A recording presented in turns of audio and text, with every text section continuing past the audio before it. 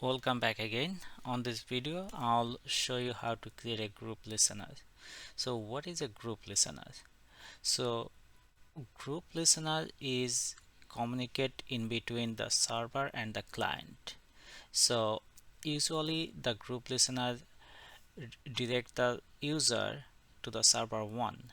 In some reason, if the server 1 goes down, the group listener will redirect the user or the client to the server 2, and by that time the server 2 will be the primary and the server 1 will be secondary. So client will not understand what happening on the background. The client will get the uninterrupted services from the server. Okay, so let's go back to our server 1 and expand the always on availability and go to the group listener. So right click here, add listener.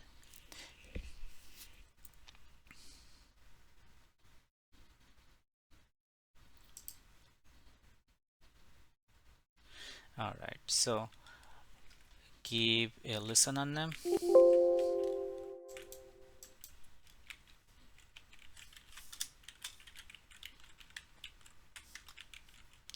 and I'll give you the default port, that is 1433, and currently this is a DHCP network mode. We need to change it to the static, and we have to give a IP address. Okay,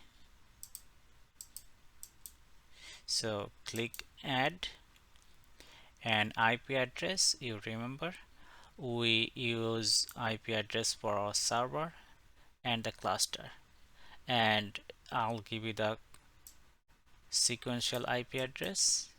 Let's copy it from here, and that should be 195.